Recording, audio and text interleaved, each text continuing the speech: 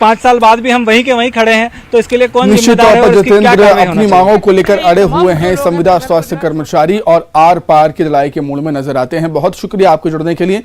तमाम बातचीत के लिए आगे बढ़ेंगे, बात करेंगे विधानसभा के शीतकालीन सत्र की। मध्य प्रदेश की विधानसभा का शीतकालीन सत्र शुरू हो चुका है और विधानसभा की कार्रवाई कल तक के लिए स्थगित कर दी गई है।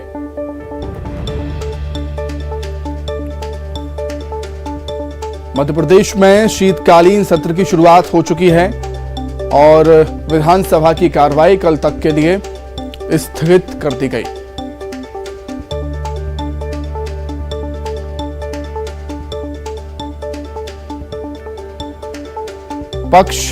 सत्ता पक्ष और विपक्ष दोनों की ही तैयारियां हैं शीतकालीन सत्र को लेकर।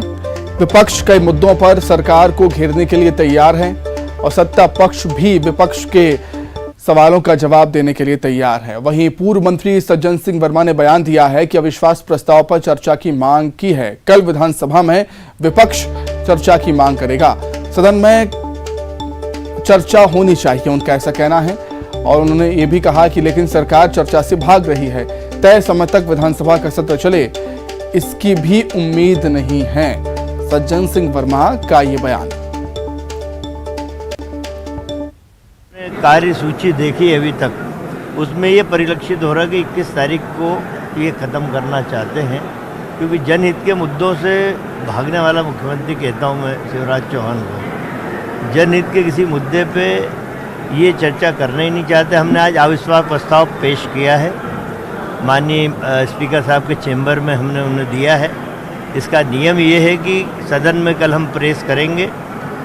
230 विधायक हैं पूरे मध्य प्रदेश, 23 विधायक यदि हाथ उठा के खड़े होकर बोलते हैं तो वो स्वीकार किया जाना चाहिए अविश्वास प्रस्ताव, उस पर बहस होना चाहिए। पर जिस तरीके से ये सदन चल रहा है, मुझे नहीं लगता कि मुख्यमंत्री इस पर चर्चा कराना चाहेंगे और इसलिए इसी अविश्वास प्रस्ताव को लेकर क्या सरगर्मियां हैं मध्य प्रदेश में, खासतौर से राजधानी भोपाल में, वो हम जान लेते हैं। सीधे भोपाल का रुख करेंगे।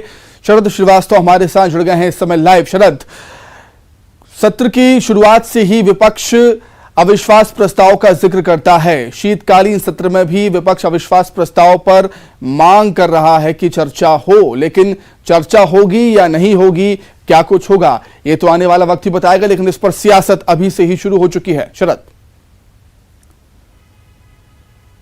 देखिए, बिल्कुल ठीक कहा है आपने। सियासत शुरू हो गई है और अविश्वास प्रस्ताव की जो सूचना है वो विपक्ष की ओर से आज विधानसभा को दे भी दी गई है।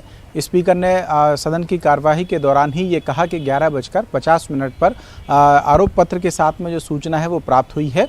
अब इस पर चर्चा होनी है या नहीं होनी है, इस पर आसंदी फैसला करेगी। लेकिन जो बात आपने कही है कि इस पर राजनीति ज़्यादा हो रही है, जो राजनीतिक समझ रख रहे हैं, राजनीति के जानकार हैं, वो ये मान रहे हैं कि दरअसल विपक्ष एक दांव चल रहा है अविश्वास प्रस्ताव के तौर पर, और उसकी कोशिश ये है कि अविश्वास प्रस्ताव पर चर्चा हो। अगर चर्चा होती है तो फिर जो बोलने का मौका है दोनों पक्षों को मिलेगा। तो अपनी जो बात रखनी होगी विपक्ष को, जिन्हें हम आरोप भी कह सकते हैं, वो अपने आरोप अपने तरीके से सदन में कह लेंगे और उनकी जो बात, यानी कि विपक्ष की जो बात होगी, वो पूरी सदन की चर्चा में आ जाएगी। अगर चर्चा के लिए ग्राह्य अविश्वास प्रस्ताव होता है तब, और उस पर सत्ता पक्ष के जो जवाब होंगे वो।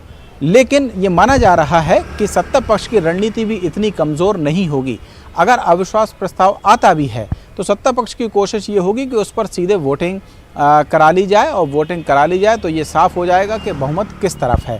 तो सदन में अगर बहुमत के हिसाब से देखेंगे तो बीजेपी की, यानी सत्ता पक्ष की स्थिति विपक्ष से काफ़ी मजबूत है।